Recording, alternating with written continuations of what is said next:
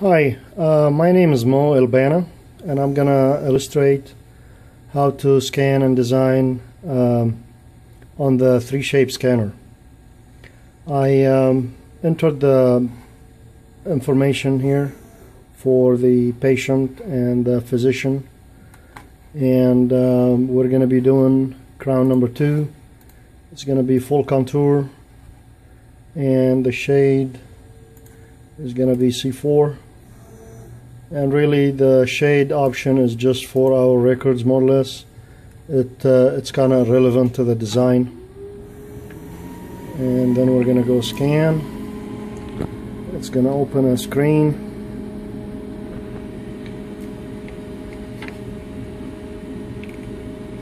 And here's the scanner, and here's the case. And we're gonna go ahead and put the prep side first to go ahead and scan that first.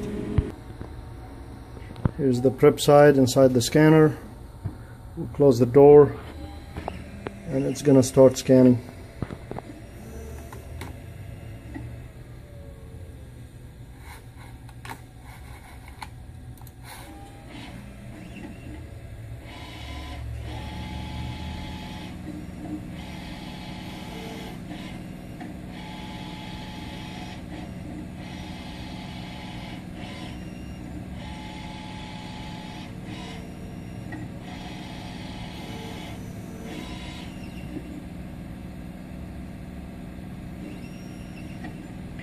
A single case like this would probably take on average about 10 minutes.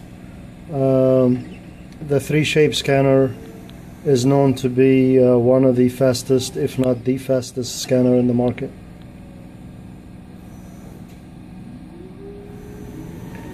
But it also depends on how many units is the case, what are we trying to accomplish, and all that.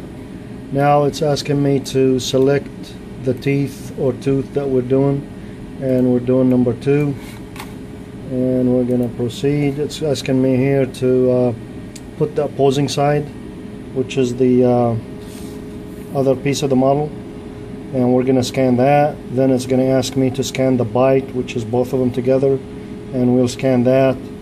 And then it'll scan the die or the prep tooth by itself to pick up the margin, and we'll scan that. And I'll pretty much kind of cut it short a little bit and just kind of show you the step versus to videotape the entire process. And here's the opposing or the prep side. We're going to close the door, and it started. And here it is. This is the opposing. It's asking me if I want to cut any axis, which we usually do just to kind of reduce the amount of data is being stored in the system, in the computer, because all these images are just images that get stored, and we want to try to kind of keep that at minimum, because after a while they accumulate and they just take a lot of space. So if there is some information that we don't need, then we don't need to be storing stuff that's not necessary. So we kind of cut it, and this is pretty much all I need out of the model. I don't need all that other stuff.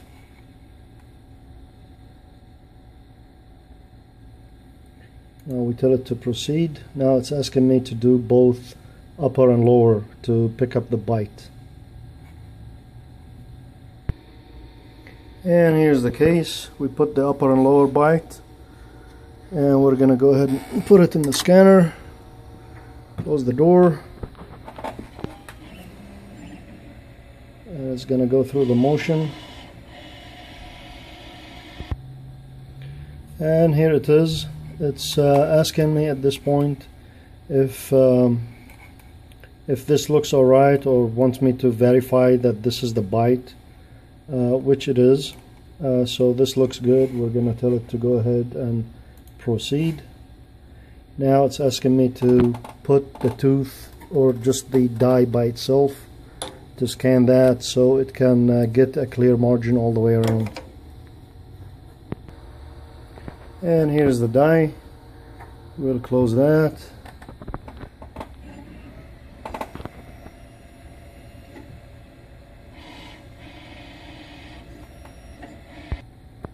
And there, it's finished.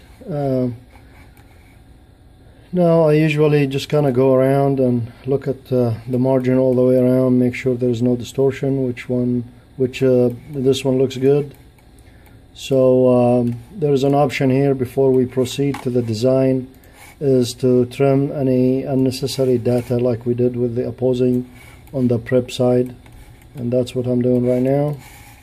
Let's just get rid of that,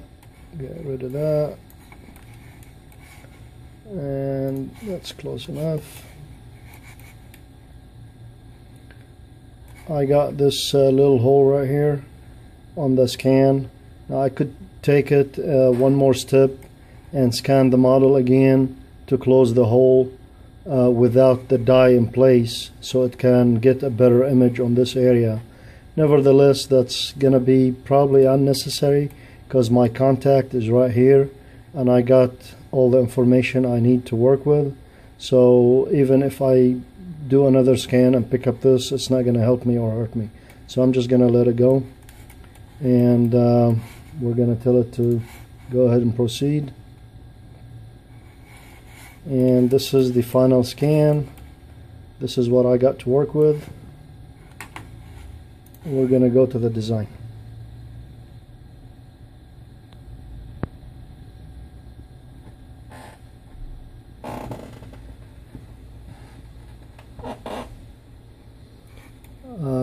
Now we're gonna identify where the margin is, and with this 3Shape 900 it actually scans real images, but I could also go to the diagram mode, which is this, and I kind of use both when I'm designing.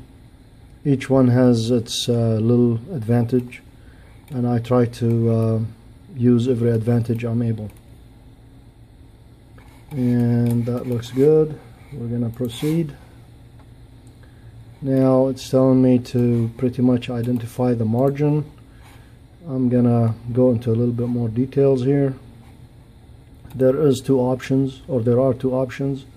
One is I can just pretty much do a fast quick pickup on it, which is I can draw like this,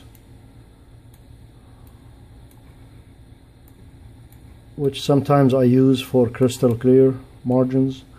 And if I have any spot that I think there is a discrepancy or I'm not sure exactly where it goes, I go to this mode and it gives me a little bit clearer image on the sharp edges on the margin. And I go into this dot mode and I can kind of push it up and down on very particular precise area as such.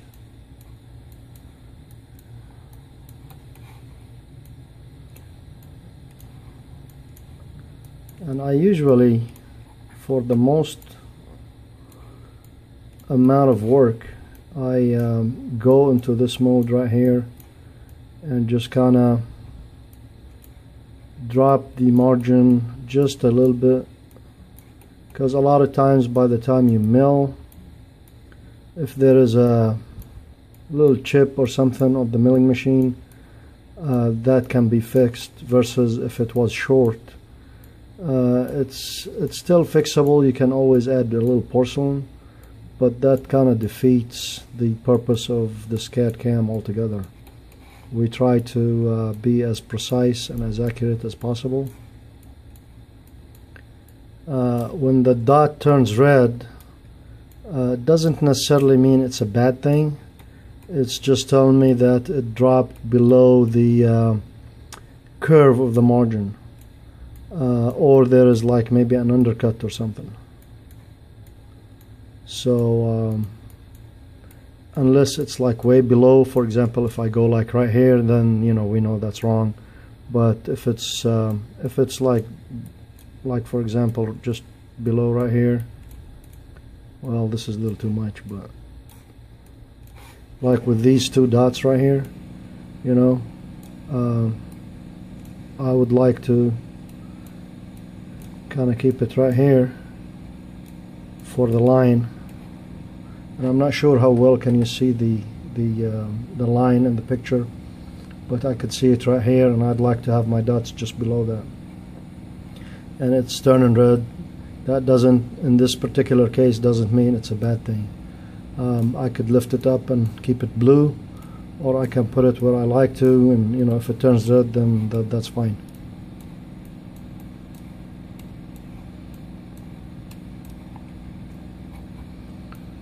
And sometimes when you take a step back with the image as such, you could kind of see a little bit bigger picture, or you could see a little bit more of the crown, and it just kind of gives you a little bit a better image. Sometimes when you zoom too much, you kind of fade out where you're trying to be. And again, I'm just videotaping this. I'm being a little bit more precise, I guess, just to show you what the system is capable of. But I think I can proceed. This looks fine.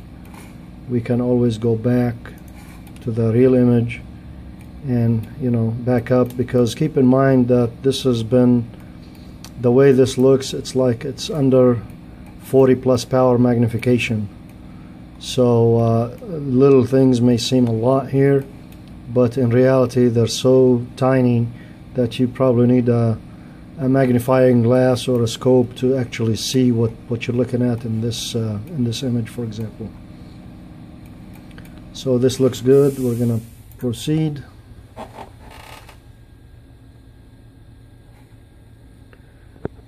And now it's giving me the path of insertion. Now it's asking me if these parameters right here are what I want as far as the cement gap, if I want to change anything, the angle of the margin, the spacer, if I want to change any of the parameters. It's given me an opportunity to do it right now, which usually these are pretty much set to our likings. With these parameters on this system, with the milling machines that we got, pretty much everything fits like a glove, and that's how I like them to be.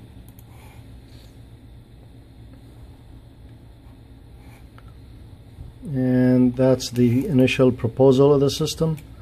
Now I'm going to take this and kind of change the library. I'm going to go with this library, and then I could either try to put this in the proper position manually as such, which on big cases that's the only way to do it after the initial proposal. But on single units there is an option here where I can tell the computer to position the crown, and I can modify it of course later. It's just a little quicker. This looks okay to start with. I'll proceed, and now these colors here is where the crown is touching the opposing.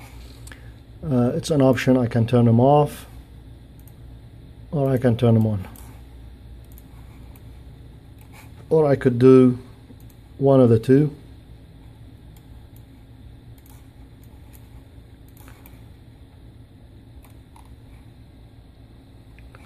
And I usually kind of like to work with both, sometimes with one, sometimes with none, just depending on the case. Now looking at this case right here, this first molar is a little rotated, so we're not gonna actually follow the rotation, but we're gonna try to get a little bit broader contact, because most of our accounts don't like pinpoint contacts. So and these are real cases, so I have to pretty much proceed with that, because a lot of our contacts, or a lot of our accounts, I'm sorry, like broad contacts, not necessarily tight but broad. And we can look here, and this is how broad it is. This is where the redness is. Now red means it's hitting heavy, which I can clear later. I just want to make sure for now I have that contact. We'll put the opposing on there, see where we're at. I would like to bring those cusp tips a little out as such. Bring this side just a little bit in, and we have heavy contact here, which I can fix, but initially we have to have the crown in the proper position first, then we can work on the other stuff.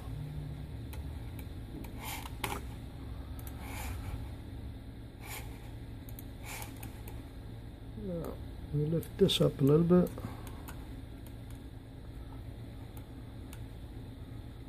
And I have to use both hands right now to actually do the heavy contact areas. So I'm gonna pause for a second and I'll show you what I did in a second. Alright, so now I got rid of all the redness, all the heavy spots. I have a little bit of green and yellow and orange. That just kind of indicates that it's close. The orange, it's the closest. Yellow is somewhat close, and green, it's kind of barely there. And of course, where there's no color, then there is no contact period. But we can see it's not penetrating the opposing. And we look at this angle to make sure the crown is in line with the rest of the teeth. And looks like everything is in line. Before I proceed to the next step, I'd like to do the excursion movement, which I put the case on an articulator, and we have the system go in lateral movement to make sure we're not hitting. And once I hit this green button, the articulator is going to start going into lateral movement, and if there is any contact on lateral movement with the crown, it's going to put it in blue. Then I will have an option to clear that or just skip it. There, that blue is where the opposing is hitting the crown on lateral movement, which we're going to clear. We're going to do it again. We have a little bit. We're going to clear that. We're going to do it again. We're going to keep doing it till we actually clear lateral movement altogether.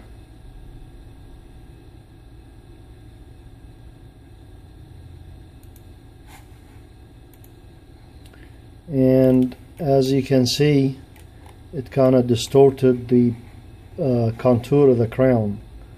So what I'm gonna do, I'm gonna go here and back up a couple of steps and try to clear some of it manually. That way the contour of the crown does not get distorted.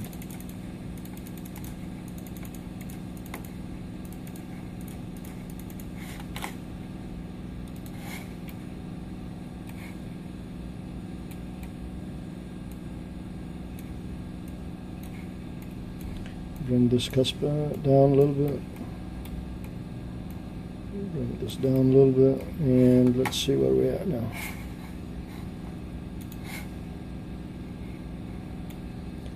Okay, let's bring this down.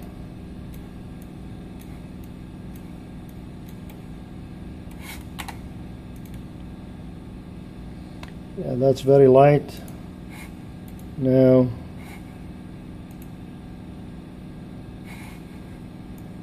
just barely.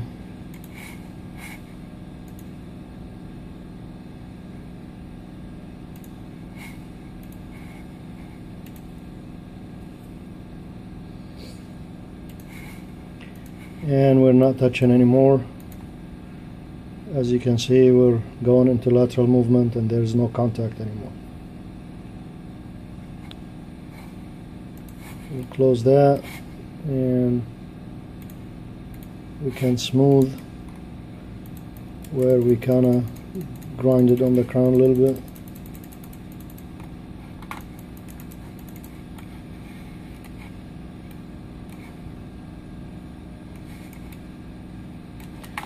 Now we can do the contact. Yeah, that's pretty heavy here.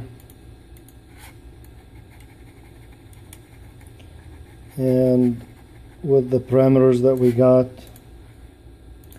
I can hit it here and just gonna go back and do this.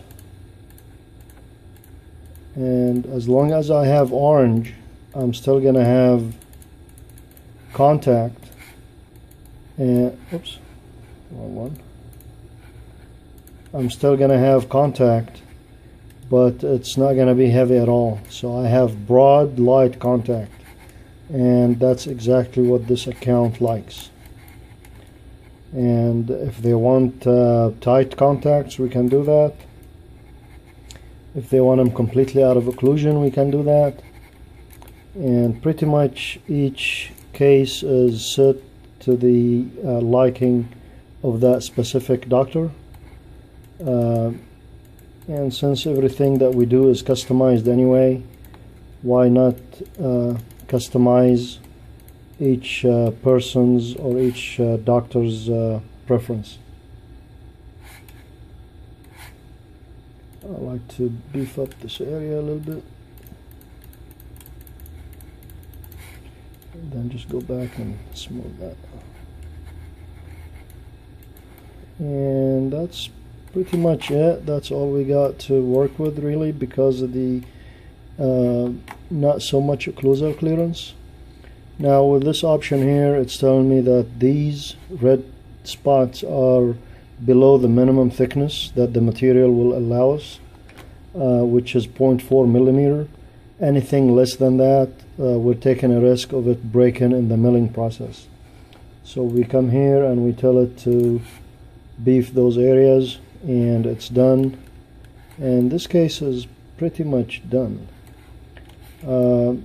Sometimes they're a little prettier than this, but of course the better or the more occlusal clearance that we have, the better looking crown we get. But because we have the opposing going pretty deep and heavy, it's kind of limiting us from doing everything that we'd like to do. But for what we got to work with, this is going to turn out just fine. And we finished, we close, and we hit F7, and that just created an STL file. If we go to the milling machine right now, we'll find that there, and we'll go ahead and mill it.